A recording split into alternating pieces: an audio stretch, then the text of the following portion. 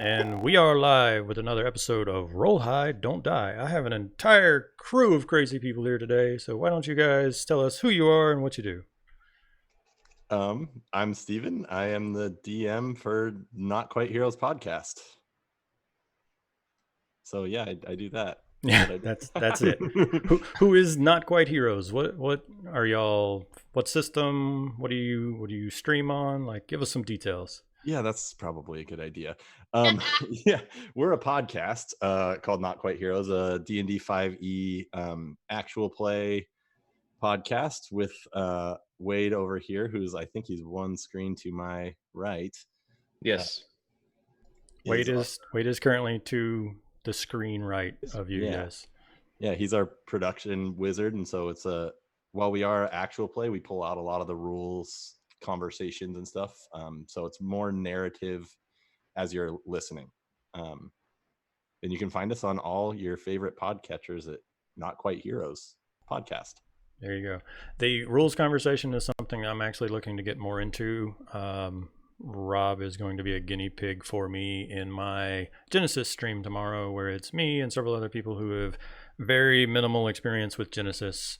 And it's going to be an actual play, but we are very specifically going to walk through this is how hacking works and this is how stuff, because I want to break into some more of the systems on my to-do list, and we'll get into that more when we talk about systems. But I enjoy when podcasts explain what they're playing instead of just like being an in-group that talks among themselves and leaves the viewer kind of on the outside.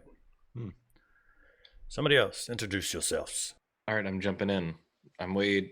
As Steven said, I'm the audio wizard, I guess.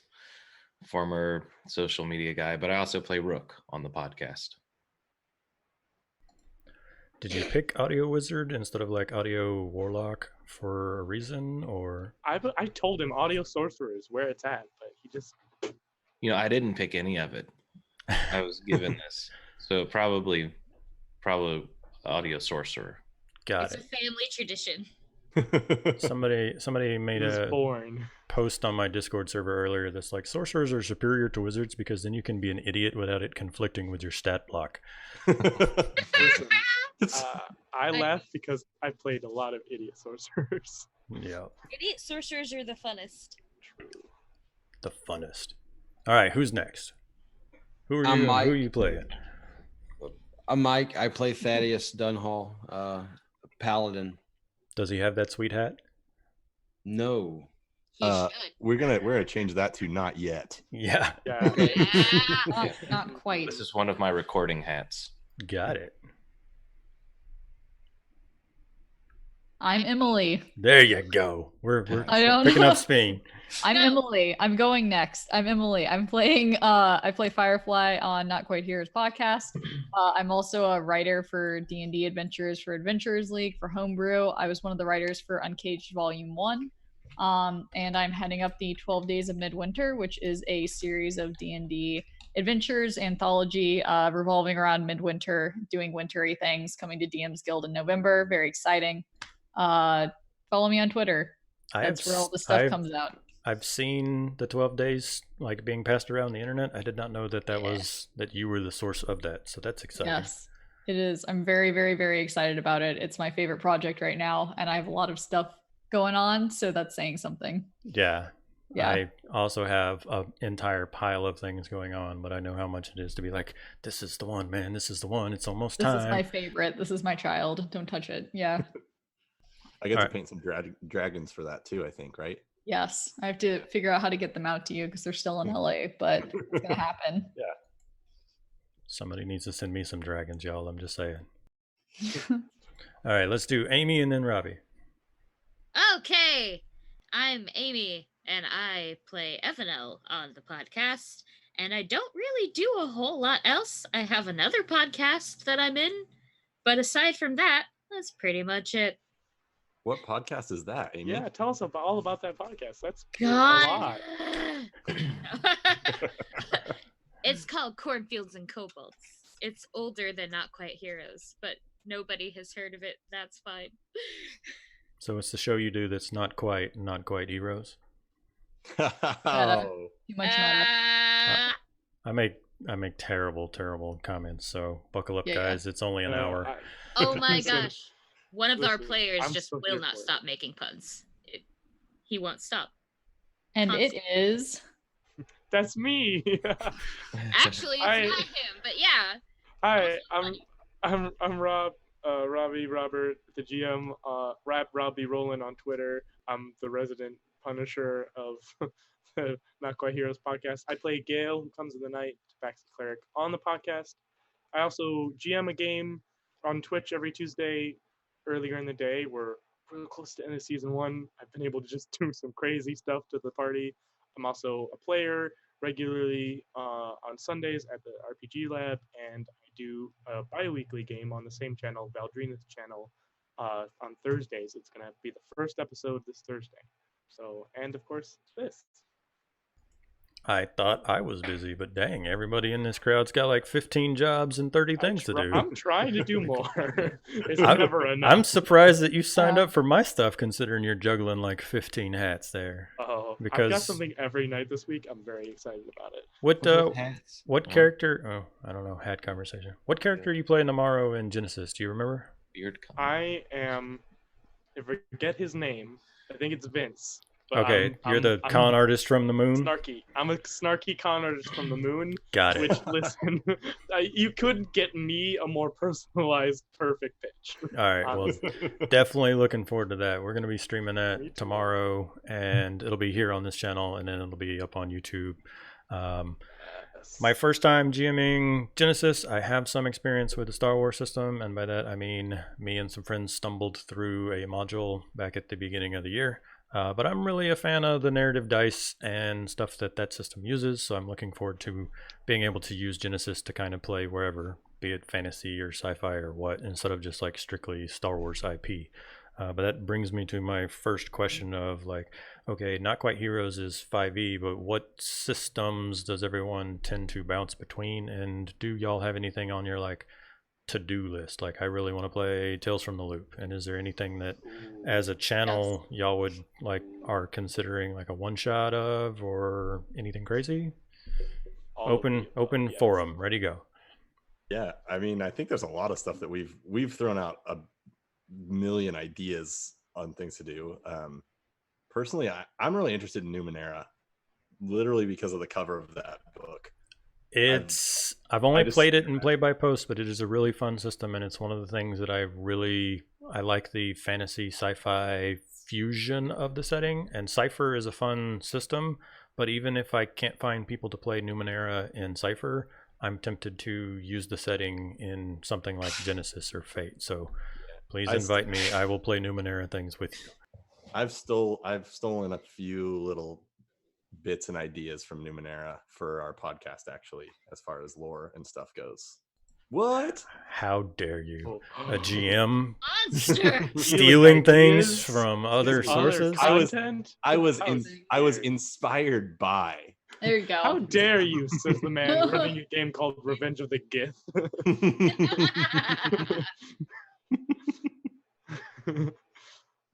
Oh my gosh. No, yeah, Numenera is really interesting. I have the Call of Cthulhu book sitting right next to me. It's staring disdainfully at me because I haven't read much of it. Tales from the Loop, I really want to get into. What's the sequel? Things from the Flood. Things from the Flood. I have the book right next to me as well. Yeah, I have Tales from the Loop and Cousin. yeah. I have to like put the effort into getting the stuff in Roll20, and that's one of the reasons I haven't played it yet. But that would be, as we get into the fall, one of the things in the OneCritWonder server of I need guinea pigs for systems, because from on my own I want Genesis things, both sci-fi, steampunk, and maybe some fantasy. I want more Star Wars, even though it's the same system as Genesis. Things from the Loop, Tales from the Flood, Kids on Bikes, Cypher, and then there's one other like big, even if it's just a one shot, I want to play them. The chat throughout Savage Worlds. Savage Worlds. I was going to say it's Tony. I was talking with Tony on Sunday about Savage World, and then I look and it's him. So you said my kryptonite. You said steampunk, which is my kryptonite. I cannot get enough steampunk. Okay, well, Ever. you GM and let me play. Sounds good. Tony, Cool. Tony, run We'll me some talk. Savage Worlds. I've only read it. I haven't got to play it yet, but please, somebody run me some Savage Worlds. What about the rest of the group? 5e only, or? I've played a few things. I've played so I didn't get into, I'll preface, I didn't get into TTRPGs until like 4 years ago.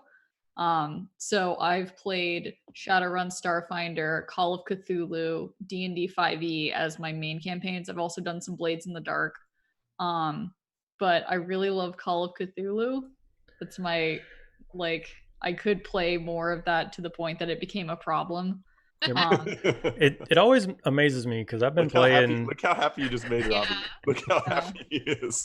It's a problem. It Yeah. always amazes me when I've been playing for, call it 16 years, right? And then I meet people that's been playing for like 2 to 4, and they're like, "Oh yeah, I've played Shadowrun and Call of Cthulhu," and they list off a system list like the ones you just did of all these things that I want to do. But in 15 years of playing, like it's like pulling teeth to get people to play D&D.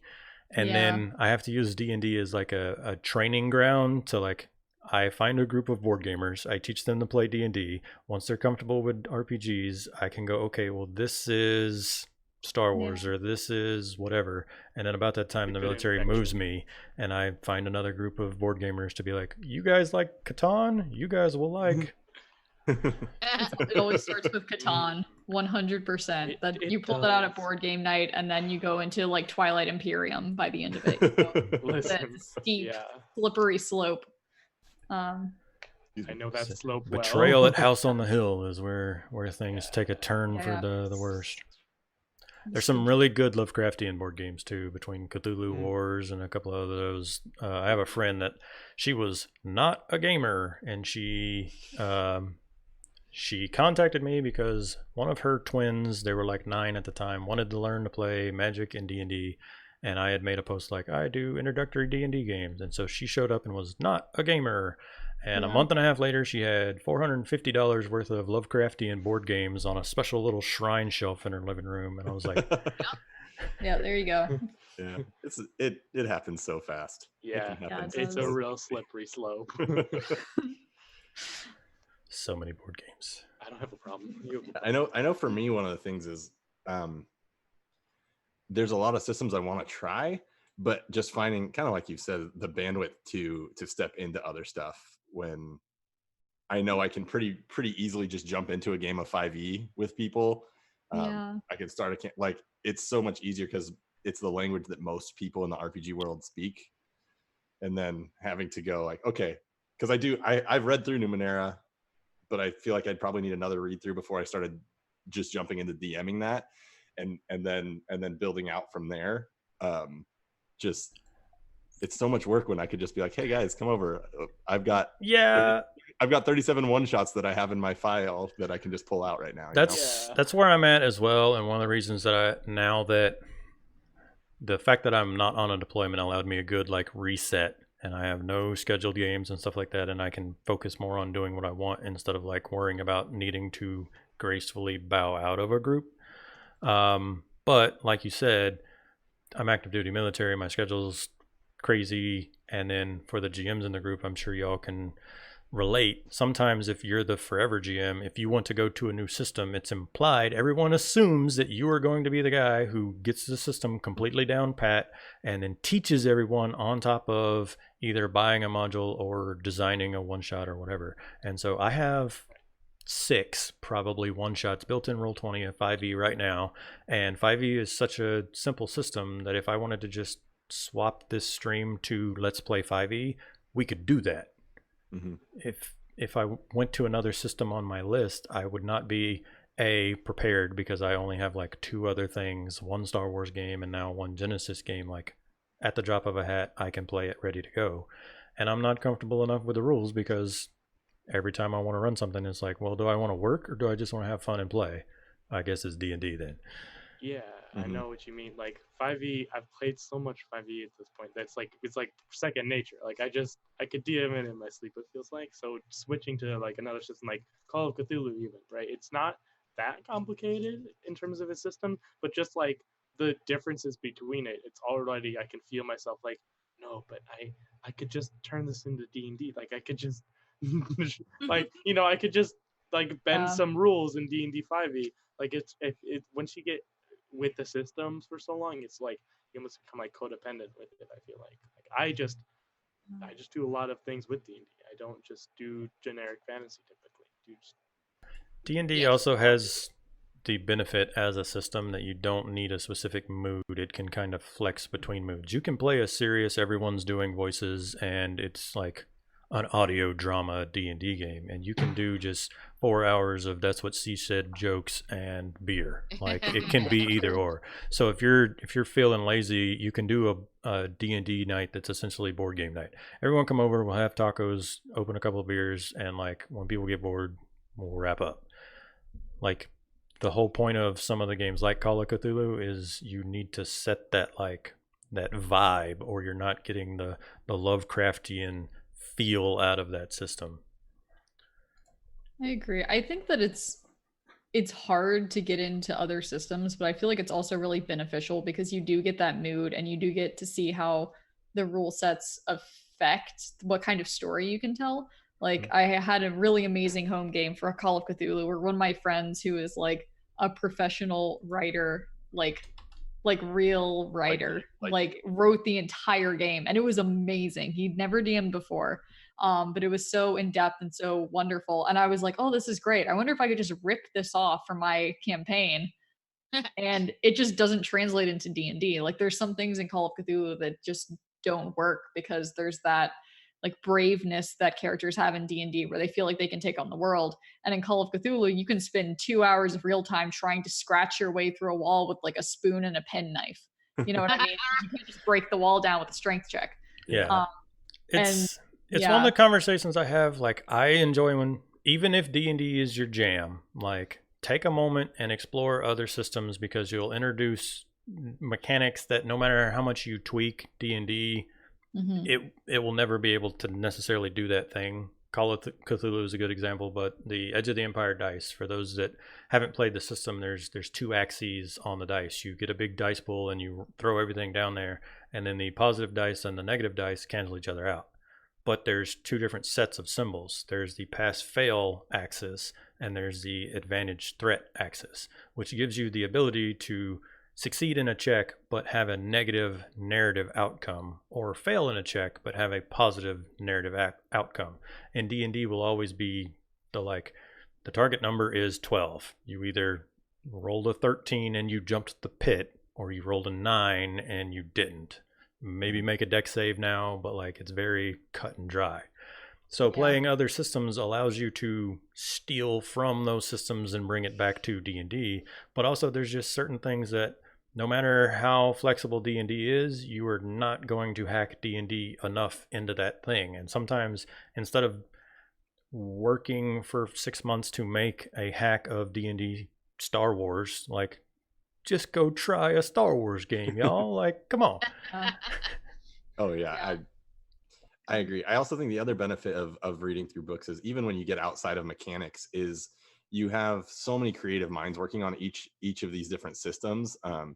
You can pull story elements as well across games and different settings, and you can, like, one of my favorite everything, just steal all of it. I made a tweet like last year about that, about when it comes to writing stories for your thing, think outside of whatever genre you're in. If you are making a D&D one-shot, you don't have to narrow yourself down to just Lord of the Rings, Dark Crystal, and other like fantasy things. And I use the example of the PCs get to a town and it's a bunch of miners, but they've dug a tunnel into an area where there's some kind of monster that's burrowing and attacking the group. And I was like, that's a fantasy one-shot now, but it's an episode of Star Trek, y'all. Like, Spock and them find the thing that like burrows through and is just protecting its eggs. That's Star Trek, but I have just turned it into a bunch of dwarven miners that found something deep in the mountains. I'm currently writing a one shot that is based on The Hangover. So. Oh yeah. First of all, how dare you? crosses out idea on the whiteboard. No, I mean, I just ran a one shot just the other week where most of it was just people mess around at a festival. Like, there was literally like there was the food section. There was a place where there was like a talent show. Like it was all just kind of messing around at a fair, and then they found the like nefarious plot underneath it, right? Yeah, there was Somebody was a fixing the games, right? Yes. yeah, that was the No, plot. literally two of the players were the people with the fixed games. Yeah. I had a module come out at Winter Fantasy this year, which used a very similar thing. But it was set in like it's like Feywild adjacent. And in Faerun, so essentially you're just taking modern carnival games and reskinning them to make sense. So I had putt putt, and the admins are like, "Oh, you can't have putt putt. That's like too real world." And I'm like, "It's croquet." And they're like, "Oh, that's fine." Like, all right, DMs, imagine putt putt, but we're gonna call it croquet, and that's what it is, and everything's fine. I love it. Yeah. I could always love... Oh, go ahead. go ahead. No, I was just going to make a comment about I love mini games, like whether it's skill challenges from 4E or the like chase scenes from Edge of the Empire and Genesis or any of those things. I like scenes where it's not just combat, but everyone still has like a job to do or is trying to use skills or is trying to talk their way. Like I like the not necessarily combat encounters. You can have combat in them, like in Star Wars, the module that we played. Without spoilers, there was a really good chase scene where you're in your ship, and so the people who are manning the guns and stuff are still just having a fight, but the pilots are dodging and worrying about the other ships and environmental hazards, and there's all sorts of stuff going on, and it's just a series of skill checks, and you're trying to basically skill check gooder than the other guy. But even if it's things like putt-putt and croquet, like I like an excuse to just be like, this is now a skill challenge. You need to beat the other person in a drinking contest or an arm wrestling contest or whatever. I like throwing those in and making encounters that aren't just punch the other guy until he's down. Yeah, I can't not be eclectic when I play things. I always have to put like a little bit of everything into things that I play. So in my mind, it's always every system is flexible. I will always homebrew it to heck. I can't not like mess with things.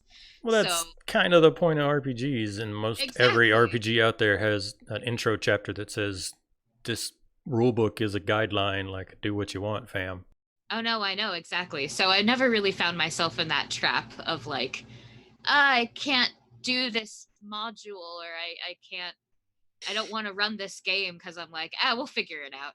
I also, I guess, am blessed with very, very nice friends who are like fine with learning as we go. So it's sort of like if we don't know a rule and we just make up something on the fly, they're like, that's fine.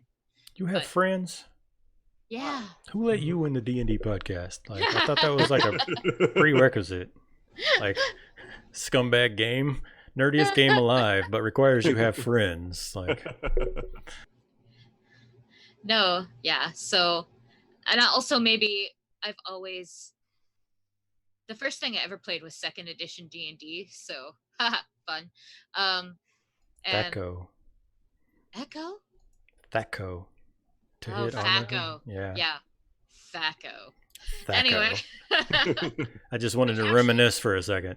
Oh yeah, let's just all remember Thaco for like a minute. Anyway. And that's enough. Yeah. We don't need to think about it more than that. But that's enough for our fallen mechanic. I never played a module until recently. So my brain has always been more of a just kind of go with what you feel whenever we play things. So I think just starting with that idea has made it a lot easier to sort of like switch between modules and just kind of do whatever, or modules or systems. Or I actually had a lot of fun with Cortex system because it's super flexible. Cortex is the which one is it? There's Firefly and okay, yeah. Yeah. And we my friends and I adjusted some of it for some fantasy stuff, but then we also redid the combat because it was way too fiddly, and we're like, we don't have time for this. That's one of the things I remember when I was looking at it. I was looking at Cortex and Age at the same time. As like, what's something that doesn't get enough love that I could tinker with? And they were both kind of really fiddly, and I didn't end up running anything in them. But I have the books and I've read them, but both a little bit fiddly. Plus, I would not have the people interested in them. I feel without like strong arguing some people into like, we're gonna play this. Hey, come to my house for a D&D night. Just kidding. Box store. JK, You ever heard of Yeah. Cortex? because you're about to. Yep. Do you guys have any questions or topics, or do you want me to just keep throwing things out there? Whatever, man. I think we like hanging out. All right, so I could gush about Powered by the Apocalypse for a little bit. in No, I terms just- of the actual podcast for Not Quite Heroes, do the players have like a favorite NPC, like a recurring NPC or shopkeeper or like anything? Or is there a really wild and crazy NPC that y'all really enjoyed? Fritz and Fullheart are my favorite NPCs so far. Fullheart. We haven't met my favorite NPC/PC yet. Oh boy. Oh yeah, we had a guest who will be on in two episodes, Wade? It'll be a bit, yeah. Yeah. He's not an NPC though. It should be 2. So we had an interesting guest character. I love him. Interesting in the best way. Yeah. Oh goodness. But Interesting how? it's kind of indescribable. Yeah, I mean, have you ever had like an NPC or a PC jump in the middle of a campaign, and they like the party dynamic completely shifts, and like it all just like everyone is just kind of thrown entirely for a loop? Yeah, because I have a buddy, Steven, he runs a YouTube channel, Steven the DM, and him and I knew each other like in Meat Space before we moved apart. And so now we online game via Roll20 and whatnot once in a while. But he has an ongoing campaign on my Discord server called Scourge of the Ravenous. And last Tuesday, I didn't have anything going on, and he invited me to the game. He's like, "It's your birthday, come be a guest star on my D&D thing." Cool. Also, my group's going completely the wrong direction, so like it would be cool if I can use you as a bit of a railroad, because like I need them to go east and they are literally going west. So like show up and just all I need you to do going is the wrong direction. all I need you to do is give them this piece of information about the MacGuffin, and they will be like, "Shit, the MacGuffin's going east," and they'll want to go east, and we'll be good. Cool. I made my character. I showed up. Unfortunately, I was a hobgoblin, which was part of the being the opposing forces to give them the information that they needed. And I was being attacked by a bunch of Thraikeen when they met me, and instead of attacking them, they attacked me, which was cool. Thanks, guys. And then like as I got away and like fought off the enemies and we tampered down stuff, they immediately interrogated me, put me in handcuffs, and drugged me around for the next 3 hours and proceeded to not talk to me. They instead spent 3 hours talking to a 900-year-old turtle grandma about soup, while they had an NPC with like, "This is the end of the campaign. This is what you need." Wouldn't you though? Yeah, but like, Yeah, no, this is That's- all that's on the standard DM's D&D. fault. Distract. You can't This put is in a all very 900-year-old standard D&D. grandma.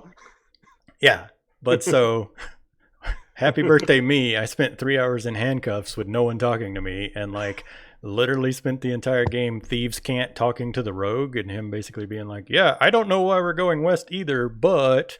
And then we wrapped up the session with a 30-minute conversation about why they should kill me, headed off by the Paladin. You know, No, you spent 3 hours learning awesome soup recipes is what you did. it's true. And I stole the ladle. Like as we were leaving the shack, I definitely stole the ladle because it was the only thing I could grab, and I was bored. And then Yes. started a 20-minute argument about whether I had lockpicked myself out of the chains or not. Meanwhile, I'm just hiding a soup spoon behind my back, so whatever. Oh, RPGs. D&D. RPGs.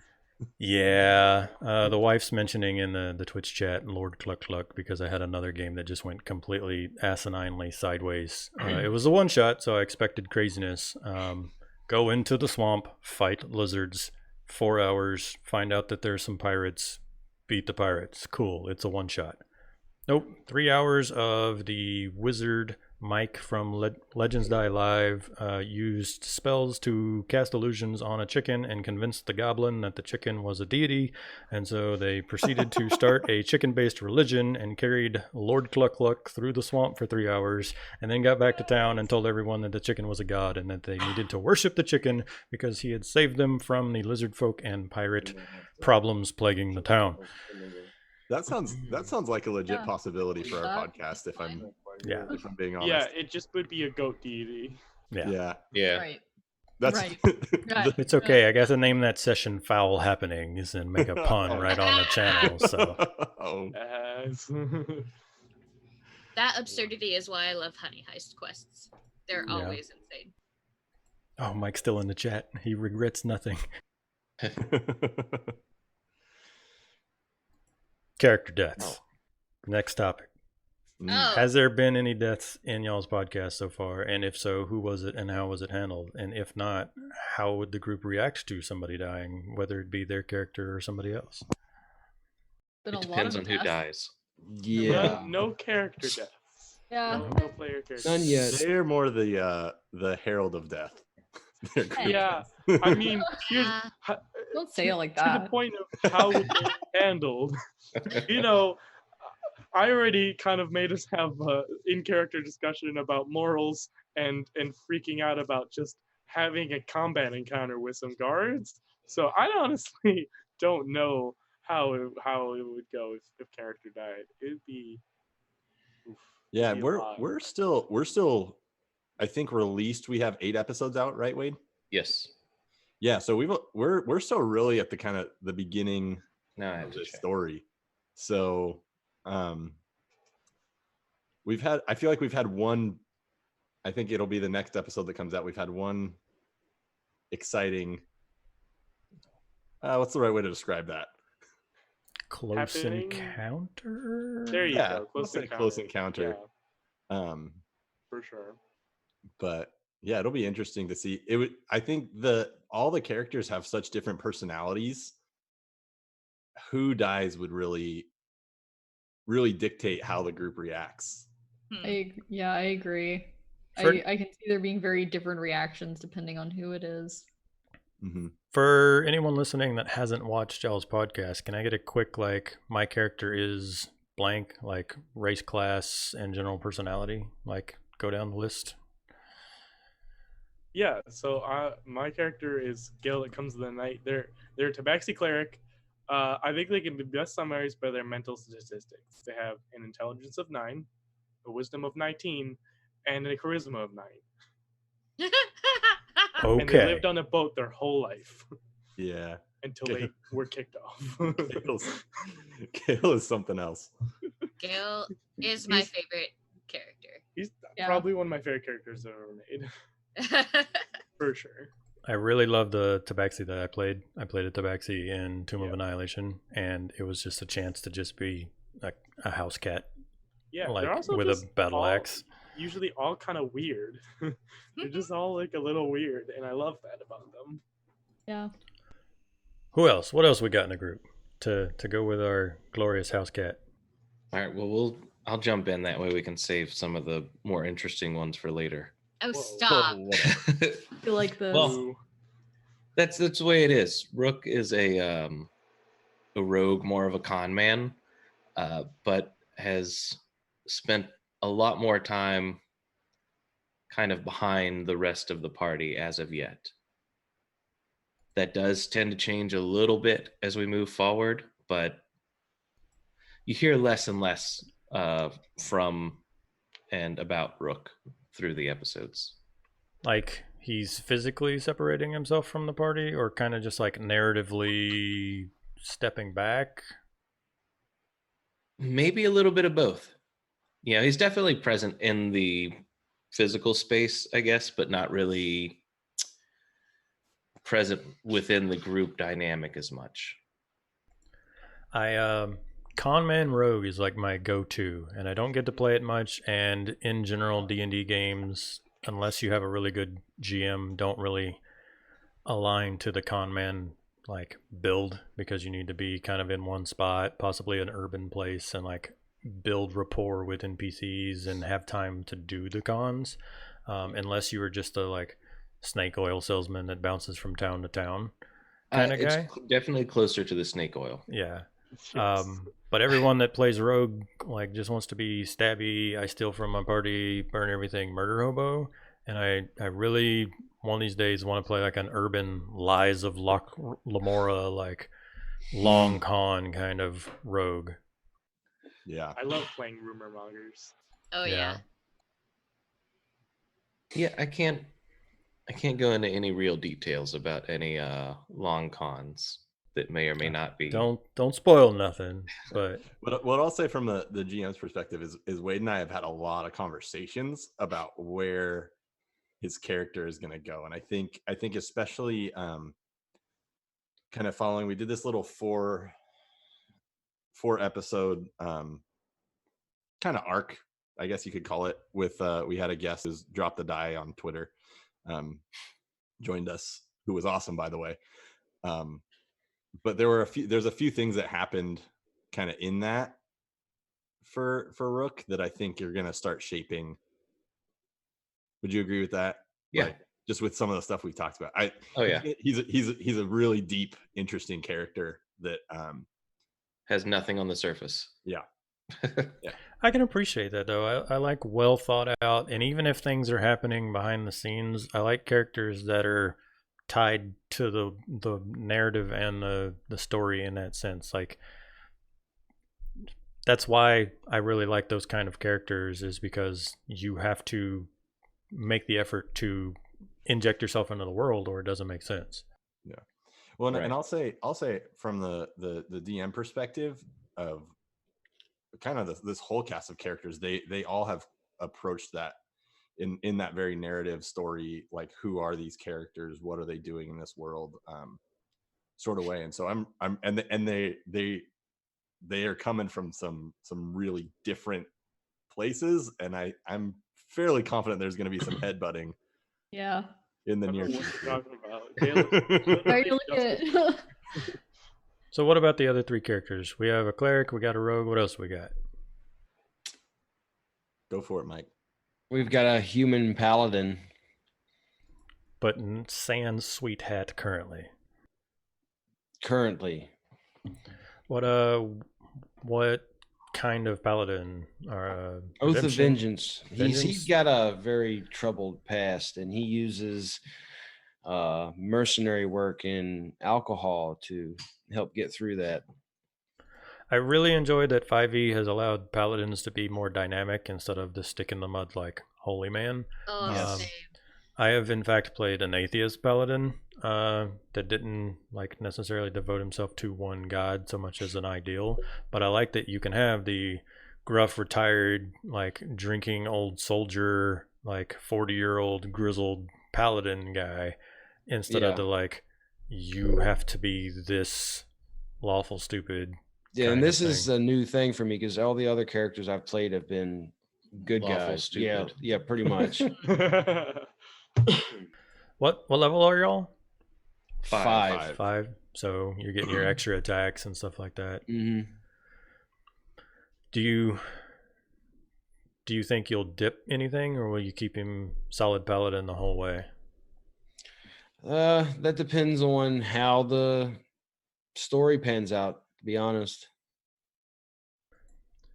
What deity or church or what does he like subscribe to? Nothing right now. He is kind of forsworn that they've brought him nothing but trouble in the past, and he doesn't really follow or worship any type of deity right now. Awesome. All right, Amy, Emily, who wants to go next? Ready, Amy? set, You want- Amy. Okay. I'm not Volunteer. eating dinner right now. Oh, I can go. We can do Emily. No, I just have to finish chewing because, good audio. She went and got tacos without us yet. It's true. I didn't know. Dinner was just late. Cursed roommate. No, someone made me dinner. I'm not mad. Anyway, Evanel is who I play, and she is now I can be honest, half dragon barbarian. So that's fun. That's a thing. That is very fun. That a great elevator pitch. What kind of bard? Or I guess it depends on which way you split it. What subclasses do you have in that particular solution? Ah, shoot. You're currently a lore bard. Thanks. That one. I thought so. I was like, shoot, I forgot what kind of bard I was. But yes, she's a lore bard. I don't think I've gotten to a point with the barbarian levels yet where I get to do anything fiddly with it. But no, that would probably be. You'd have to be 6th level to get your 3 and 3 2 subclasses. But yeah, she's fun. So when you say half dragon, like what's the actual mechanics there? Is it a homebrew something or? It's a kind of homebrew race. It's on D&D Beyond, but Yeah, it's based on in the did Mercer make it? No, I don't think so. I think someone else did. But it's basically in the monster manual, in the half dragon entry, there's the ported over guidelines, and it basically just follows that. Got it. Speaking of homebrew, I didn't ask.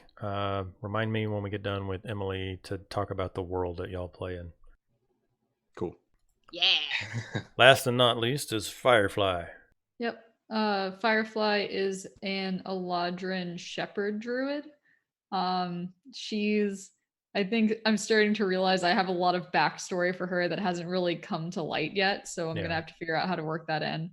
But she's got a very interesting troubled past that leads her to making some more brash actions that we've been seeing kind of butting heads with Gale for sure, and Evanel, who are a little less aggressively violent all the time. Just a little less. Firefly is probably the most black and white character I've seen at the table.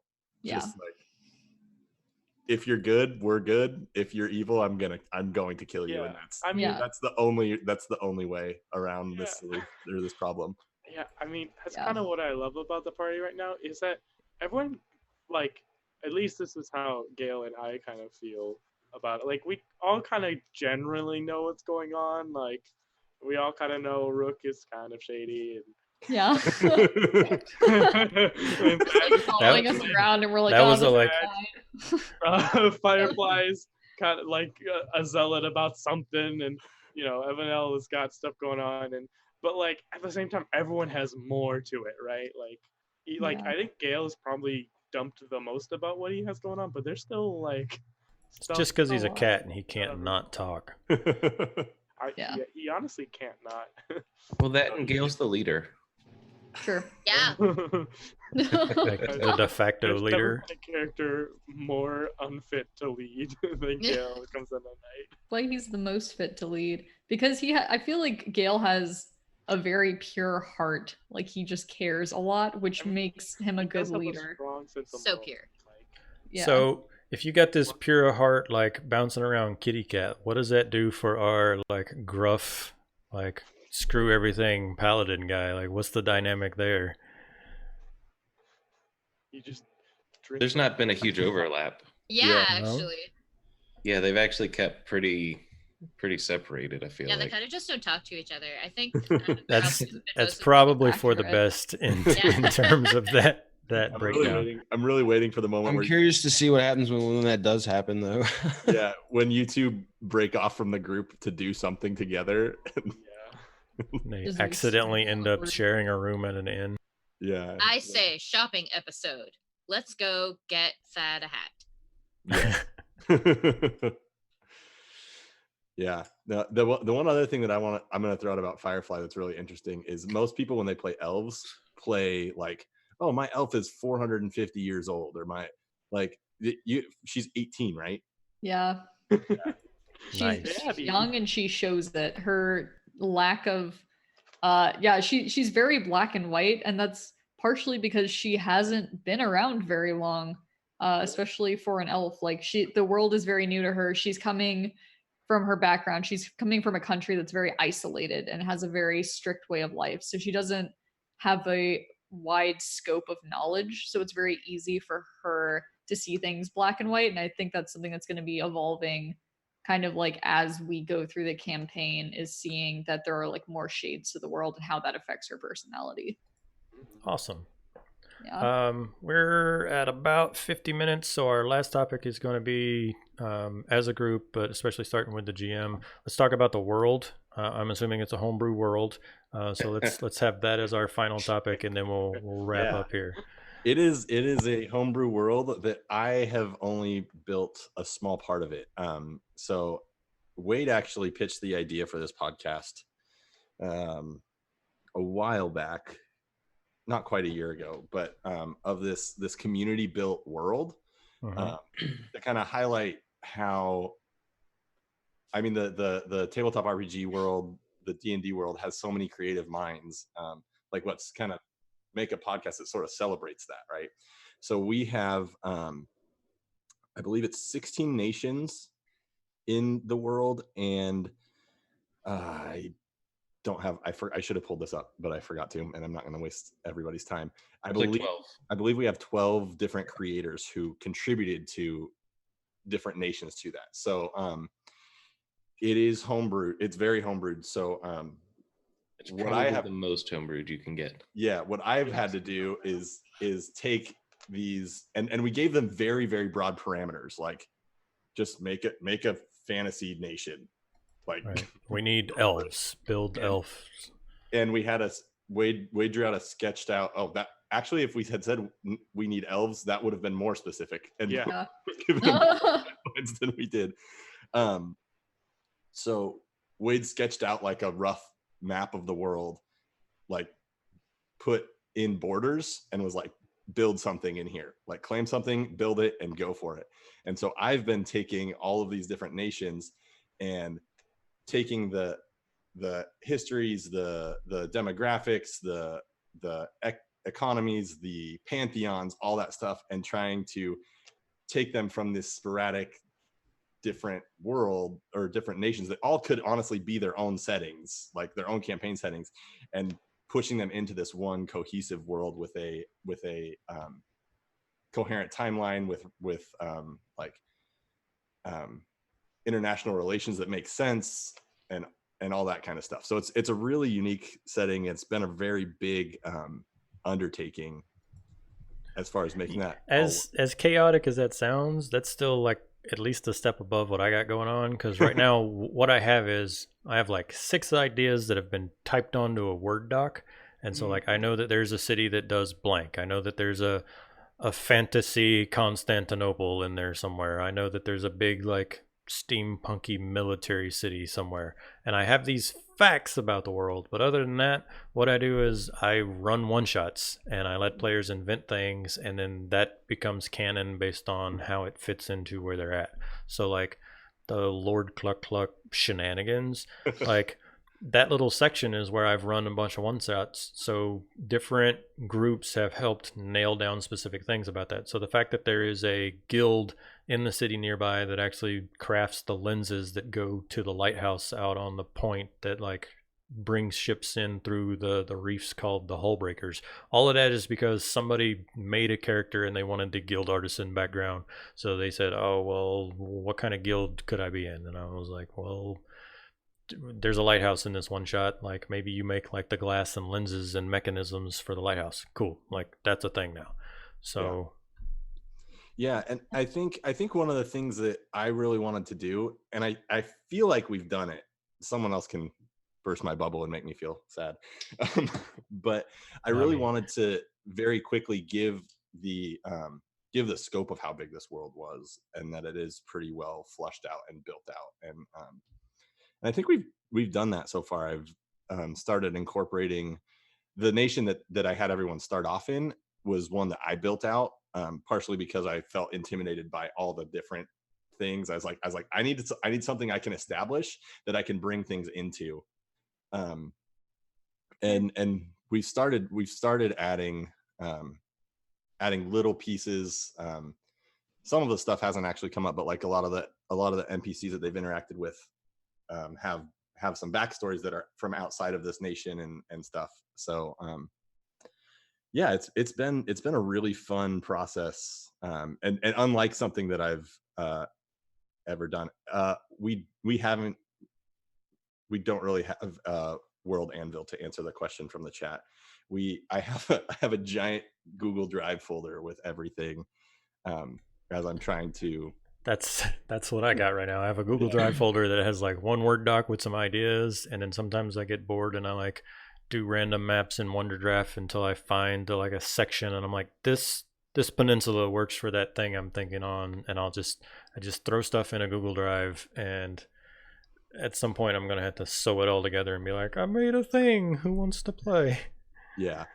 So, but it's been really fun, and they all the characters have started in different like their nation of origins were all different as well, which I think for the DM, from a DM perspective, it helped me learn a little bit more about the world that I. Yeah, it kind of makes you think about those places, but also think about how those places would get somebody to where you're starting, and B, if I'm from country B, what's it going to be like to be stomping around in A?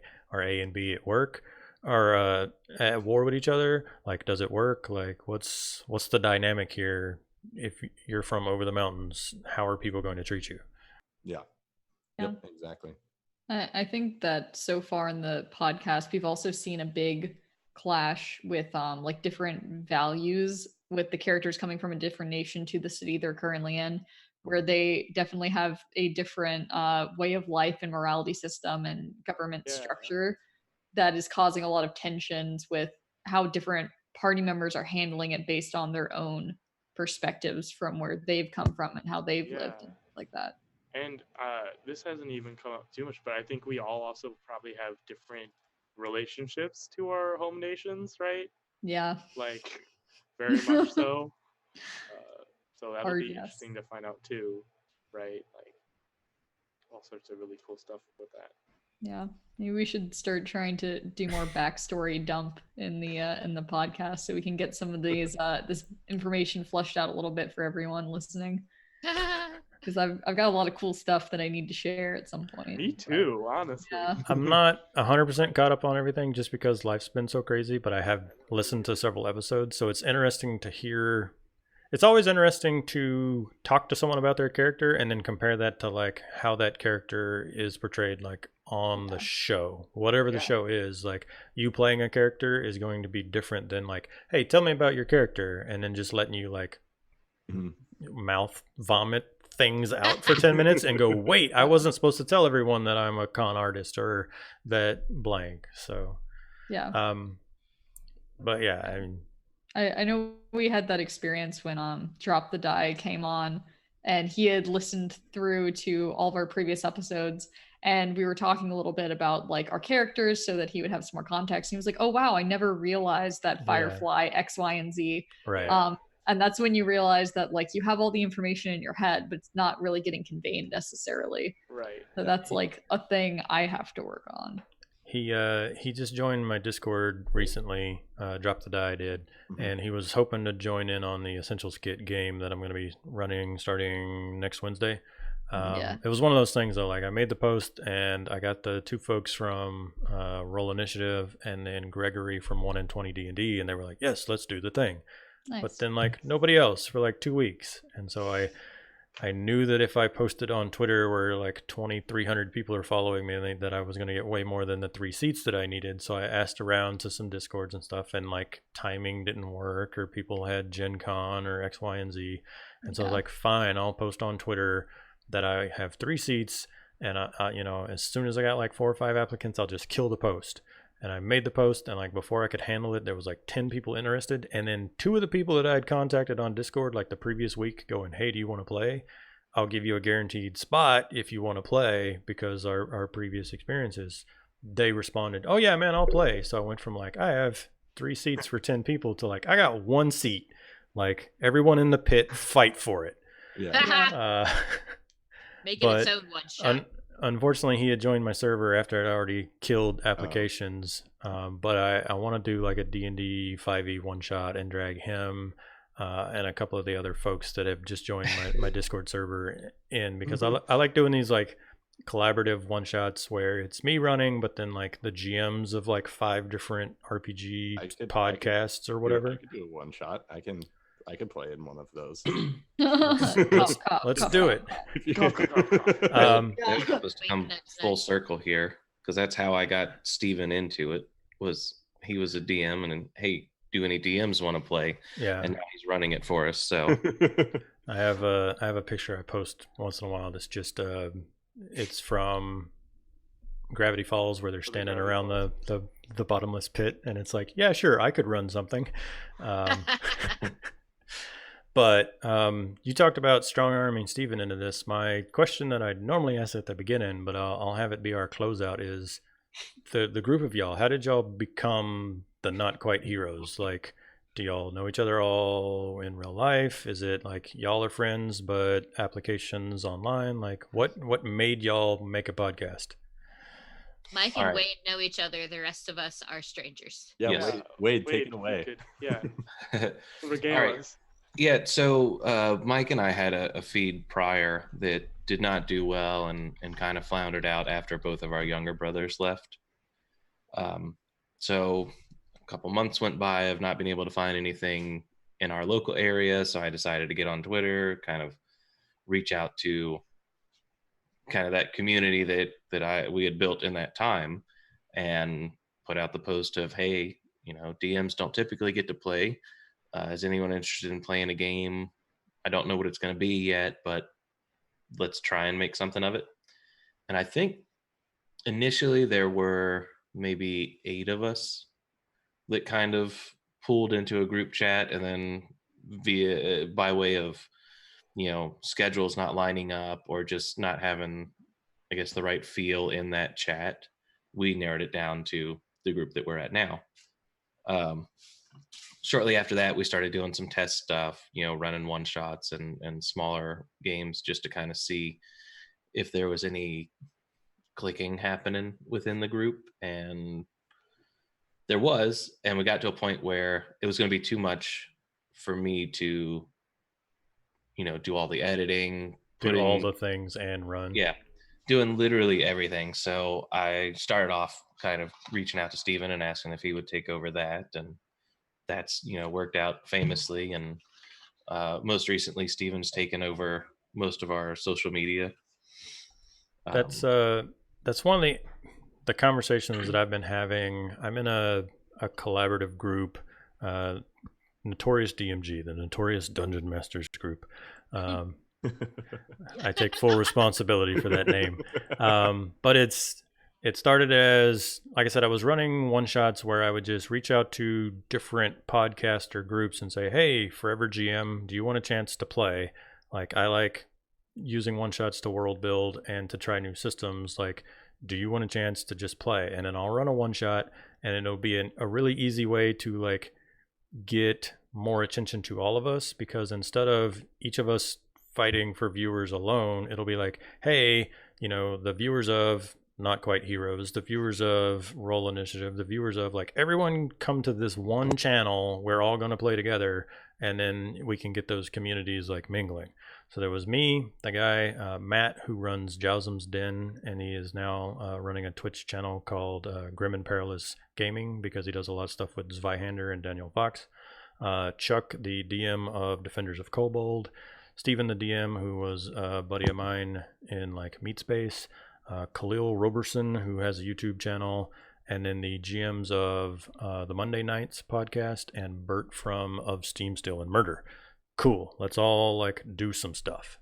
But the conversation that I was having with them is like, man, some of you guys are lucky because you have like a squad. Like Chuck has the Defenders of Kobold, and they're all together on the stream. But like my channel is just me, and no matter what I'm doing, like with this thing, like if right now all the cameras go everywhere, like I'm GMing, and now I have to stop GMing to go play with the cameras, and I'm running my own social media and everything. So like I'm doing everything.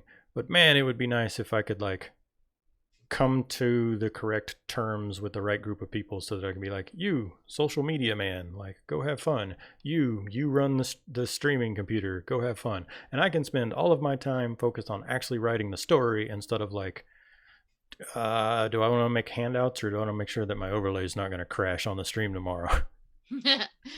It's actually been really difficult to get to that point. Yeah. That was almost a year-long process too, kind of coming to terms with not being able to do everything and, being able to put trust into other people to manage that. That's honestly the part that scares me. Like at the end of the day, am I doing all the work? Yes. Do I have to answer to anyone? No. Like we were talking about when we were like, should we start 10 minutes late because Emily's going to be a minute? Like I don't have to answer to nobody. I don't have to worry about splitting my $1.34 on YouTube 5 ways. Like it's just me. So if I decide to take a week off, I don't have to answer to anyone if whatever. So it's got pros and cons, but sometimes it would be nice to have somebody else bearing some of the weight. So I think I'm going to do a couple of like shorter games like the Essentials Kit and get some people that I can like trust and have a circle of people I can draw from, but not necessarily like this is the crew and we're going to play D&D at 7 every day from now until the end of time. We actually signed contracts and it is till the end of time. So yeah, I can't escape. In we blood. used blood. Yeah.